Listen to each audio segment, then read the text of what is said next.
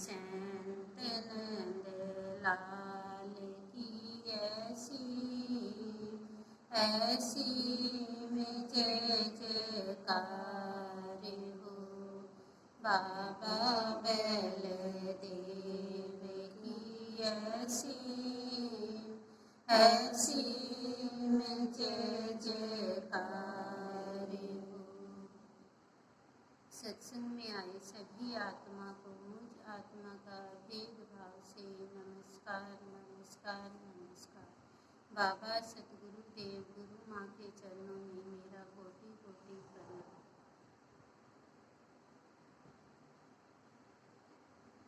गुरुदेव की अमृत वाणी है भक्ति की चेतावनी की 9 नंबर की। मुँह है न मोड़, दिल न तोड़, लगा होड़, जीत ही जीत है। अमृत वाणी है गुरुदेव की।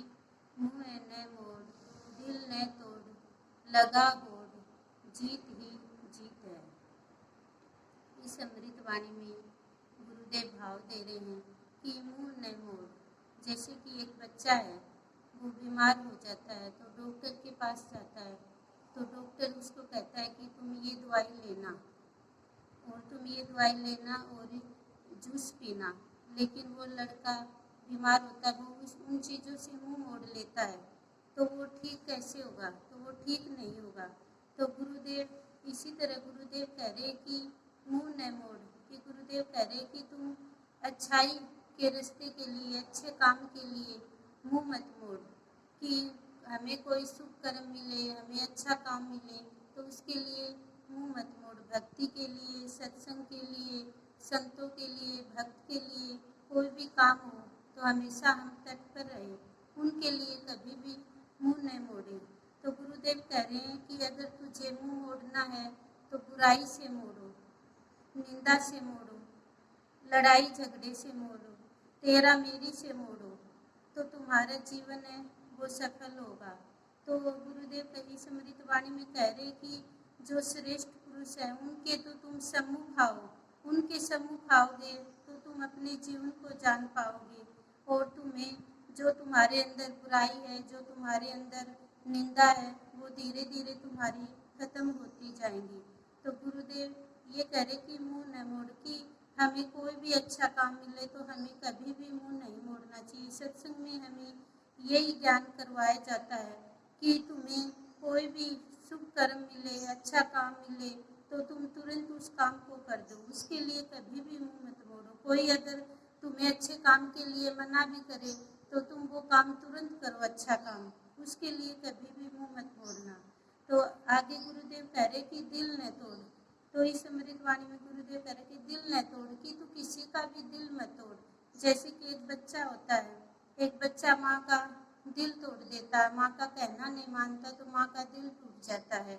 जैसे कि रावण ने मंदोदरी का कहना नहीं माना तो मंदोदरी का दिल टूट गया, तो क्या हुआ? उनका वंश ही है वो खत्म हो गया।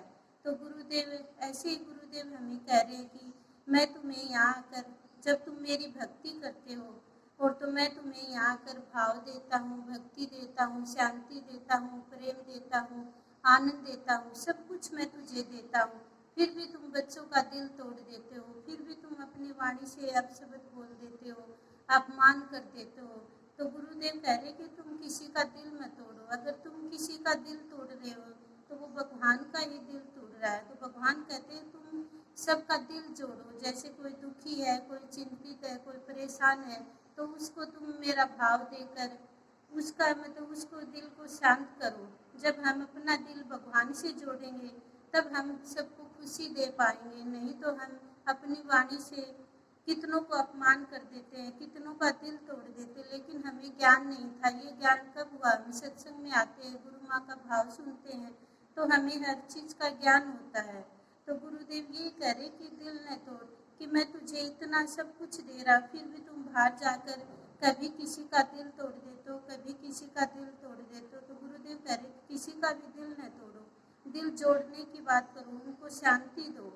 आगे गुरुदेव कह रहे कि लगा होड़, कि गुरुदेव कह रहे कि जब हम भक्ति करते हैं तो गुरुदेव कह रहे कि भक्ति में तू होड़ लगा।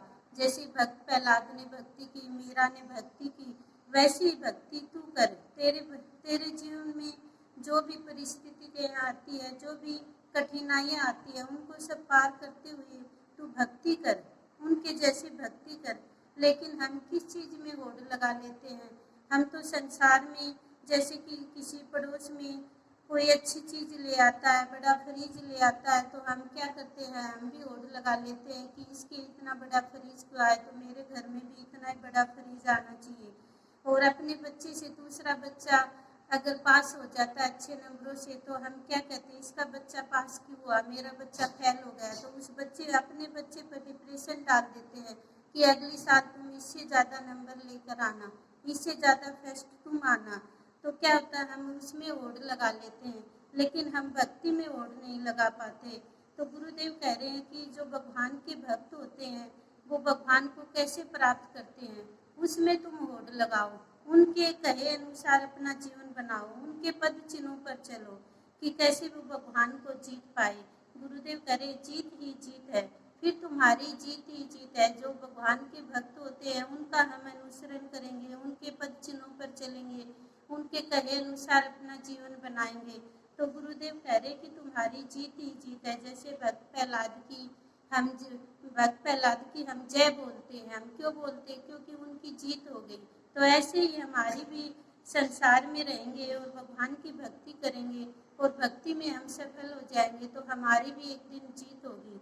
तो हम संसार में किन चीज़ों से जीत जाते, तो हम खुश हो जाते हैं। जैसे कि कोई बिजनेस करता है और उसमें जीत गया, उसका बिजनेस चल गया, तो वो खुश हो जाएगा, लेकिन वो बिजनेस में कभी नुकसान भी हो सकता है, तो वो हार भी जाता है। लेकिन गुरुदेव कह रहे कि जीत ही जीत है, कि तुम जब भक्ति में होड़ लगाओगे तो तुम्हारी जीत ही जीत होगी, तुम्हारी कभी भी हार नहीं होगी। जैसे भक्त प्रहलाद की जीत हुई, मीरा की जीत हुई, माता बनासा की जीत हुई, अपने गुरुदेव की जीत हुई। तो इसमें गुरुदेव ये कह रहे हैं कि तुम सत्संग करो और सत्संग करके और भक्ति करो और भगवान के भक्त की जैसे तुम होड़ लगाओ, तो तुम्हारी जीत ही जीत है। गुरुदेव की दूसरी अमृत वाणी है, जब जीते जीत, मरे क्यों हार। अमृत वाणी है गुरुदेव की, जब जीते जीत, मरे क्यों हार। प्रश्न किया। इस अमृत वाणी में गुरुदेव कह रहे हैं कि हम संसार में क्या देखते हैं कि हम कोई चीज़ से हार जाते हैं तो हम दुखी हो जाते हैं, और कोई चीज़ से हमें जीत जाते हैं तो हमें खुशी मिलती है। जैसे कि हम संसार में देखते कि हमारे कोई बीमारी हो जाती तो हम बीमारी से हार जाते हैं, और बच्चे कहना नहीं मानते तो हम उनसे हार जाते हैं। धन दौलत हमारे पास नहीं होती तो हम उससे भी हार जाते हैं। तो जैसे कि कोई बच्चा है, बच्चा पढ़ रहा है और वो फेल हो गया, तो अब वो अपने जीवन से हार जाता है, आत्महत्या कर लेता है। तो गुरुदेव कहते हैं कि तुम हारो मत, तुम मतलब अपनी जिंदगी से हारो मत।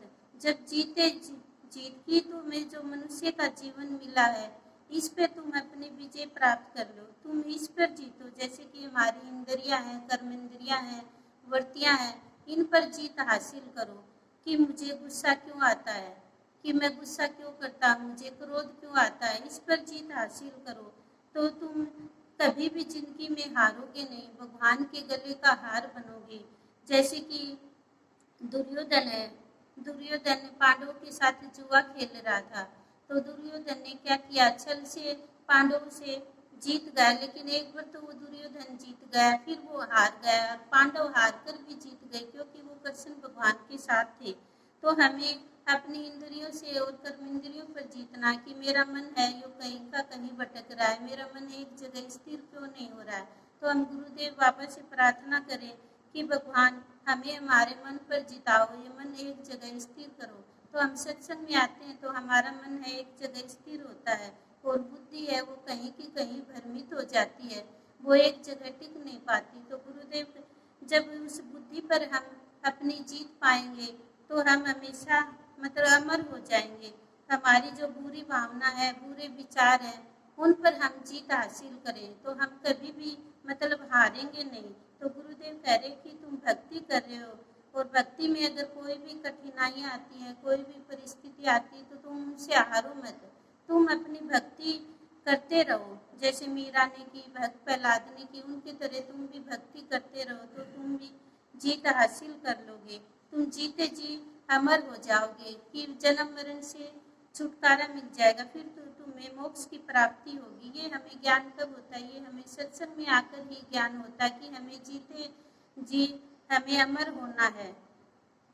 तो गुरुदेव की अमृत वाणी है, जब जीते जीत मरे क्यों हार, कि हमें कभी भी कोई चीज से हमें हार नहीं माननी, कि हम छोटी छोटी बात पर हार मान जाते हैं हमारा, क्योंकि मन का मनोबल कमजोर है। लेकिन जब सत्संग में आते हैं, गुरु माँ हमें भाव देते हैं, तो हमारा मन का मनोबल सबल बनता है।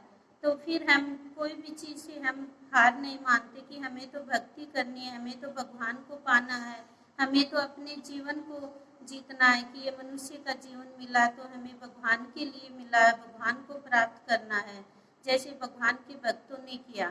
तो पहली अमृत वाणी है गुरुदेव की, मुँह न मोड़, दिल न तोड़, लगा होड़, जीत ही जीत है। दूसरी अमृत वाणी है, जब जीते जीत मरे क्यों हार।